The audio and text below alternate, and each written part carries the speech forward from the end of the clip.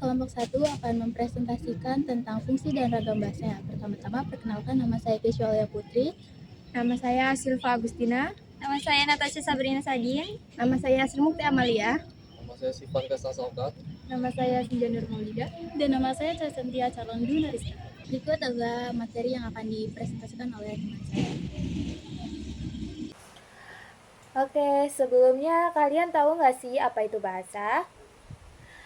Nah, bahasa merupakan salah satu sarana utama yang digunakan manusia untuk berkomunikasi dan menyampaikan gagasan, serta membangun hubungan dalam kehidupan bermasyarakat. Dalam kehidupan bangsa Indonesia, yang memiliki berbagai macam suku, budaya, maupun adat istiadat dalam daerahnya, dapat disatukan melalui bahasa, yaitu bahasa Indonesia. Nah, kedudukan bahasa Indonesia sebagai bahasa pemersatu telah ditegaskan melalui Sumpah Pemuda pada 28 Oktober 1928 dan kemudian sebagai bahasa negara melalui pasal 36 Undang-Undang Dasar Negara Republik Indonesia tahun 1945. Nah, bahasa Indonesia sebagai bahasa nasional berfungsi sebagai lambang kebanggaan dan identitas nasional, alat pemersatu bangsa, serta alat komunikasi antar daerah dan antar budaya. Nah, sementara itu, sebagai bahasa negara, bahasa Indonesia digunakan dalam berbagai keperluan resmi seperti penyelenggaraan pemerintah, pendidikan, komunikasi tingkat nasional, serta pengembangan ilmu pengetahuan dan teknologi, seni, dan kebudayaan. Nah, dalam penggunaannya, bahasa Indonesia memiliki berbagai ragam yang dapat disesuaikan dengan situasi, tujuan, media, dan lawan bicara. Nah, dalam hal tersebut, di sini saya akan membahas sedikit mengenai fungsi bahasa Indonesia sebagai bahasa nasional. Bahasa merupakan unsur penting pada suatu negara sebagai alat berkomunikasi dan alat pemersatu bangsa. Bahasa juga menjadi simbol nasionalisme yang membedakan dengan negara lain. Oleh karena itu, apa saja sih fungsi bahasa Indonesia sebagai bahasa nasional? Yang pertama, yaitu bahasa Indonesia sebagai identitas nasional. Di Indonesia, kita memiliki berbagai macam etnis, suku, dan bahasa. Dengan adanya keragaman ini menjadikan bahasa Indonesia sebagai identitas nasional. Ya, sehingga bahasa Indonesia menjadi suatu identitas nasional sebagai alat pemersatu dalam keberagaman tersebut. Nah, yang kedua, bahasa Indonesia sebagai kebanggaan bangsa.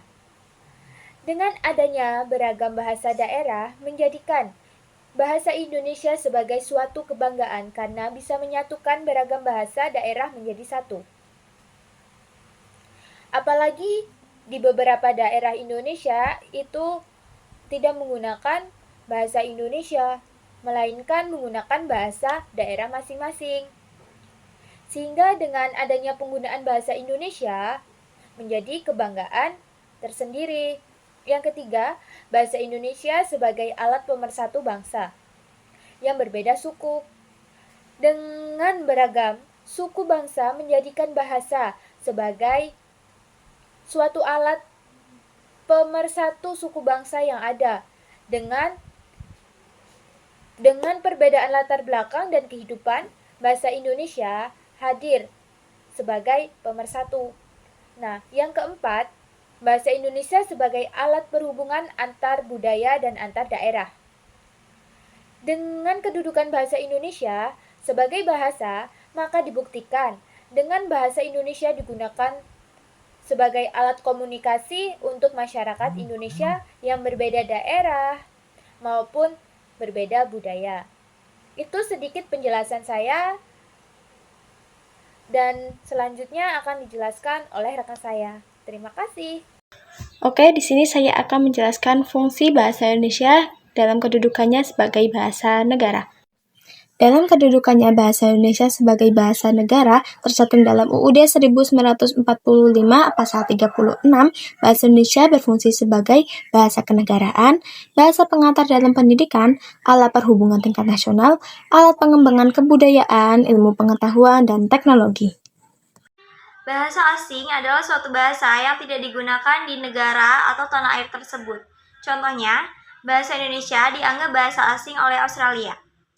Fungsi dari bahasa asing yang pertama, sebagai sarana penghubung internasional, pendukung ilmu pengetahuan dan teknologi, serta menambah kosakata internasional.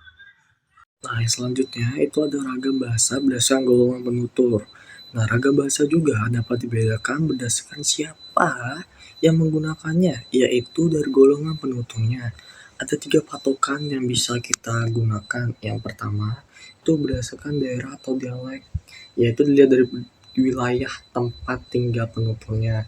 Lalu yang kedua itu berdasarkan pendidikan, yaitu dilihat dari latar belakang pendidikan seseorang. Jadi seseorang yang punya pendidikan rendah dengan pendidikan tinggi jelas kita tahu perbedaan bahasanya seperti apa. Lalu yang ketiga itu berdasarkan sikap penutur atau langgam gayanya yang dipengaruhi oleh faktor usia, kedudukan, topik pembicaraan, serta tujuan komunikasinya. Jadi seperti orang yang ngomongnya tuh ada yang kayak pejabat atau sesuai jabatannya. Ada juga yang seorang lansia dengan anak muda jelas sangat berbeda cara bicaranya. Ini ada ragam bahasa berdasarkan media lisan dan tulis.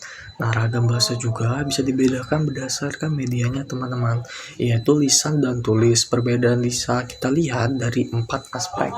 Yang pertama, kehadiran lawan bicara. Jelas kalau secara lisan kita butuh lawan bicara minimal 1 orang.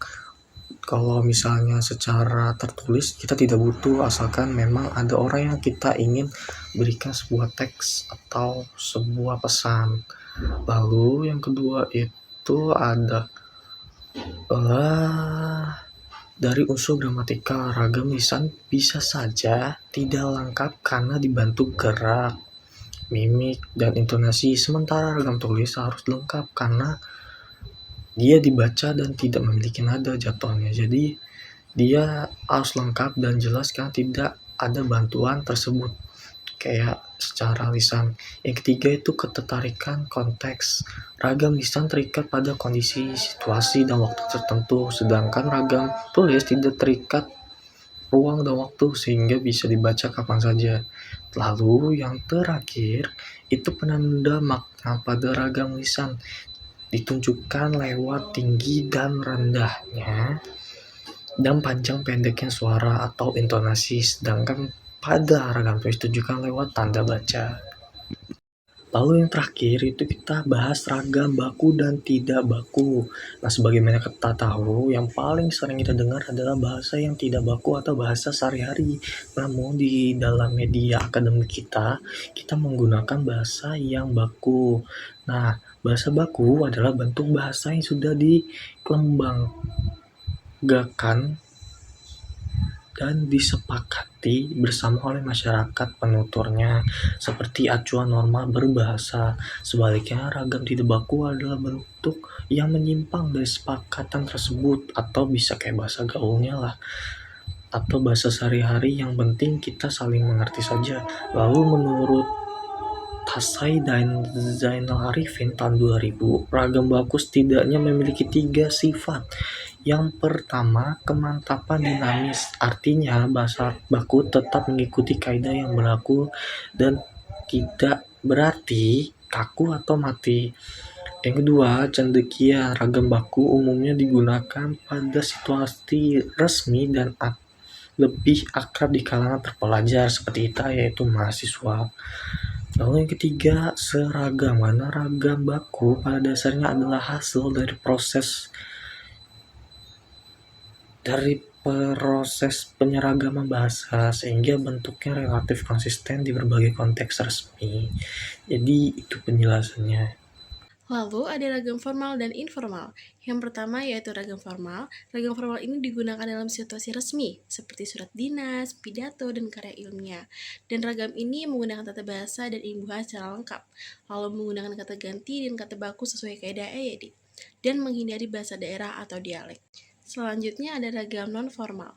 Ragam ini digunakan dalam situasi santai dan akrab, dan kalimatnya cenderung sederhana dan tidak selalu lengkap. Menggunakan bahasa sehari-hari dan bahasa gaul, seperti mengobrol dengan teman atau orang terdekat. Lalu selanjutnya ada ragam bahasa berdasarkan bidang pemakaiannya. Yang pertama ragam ilmiah. Ini bersifat objektif, sistematis, baku, logis, dan analitis karena digunakan dalam jurnal, makalah, dan penelitian. Yang kedua ada ragam jurnalistis. Di sini tentunya ringkas, padat, menarik, faktual, dan objektif. Karena ragam ini digunakan dalam berita dan media massa. Yang ketiga ada ragam sastra. Ragam sastra ini bersifat estetis, ekspresif, dan banyak menggunakan majas atau metafora karena digunakan dalam puisi, novel, cerpen, dan drama. Yang keempat, ragam administratif.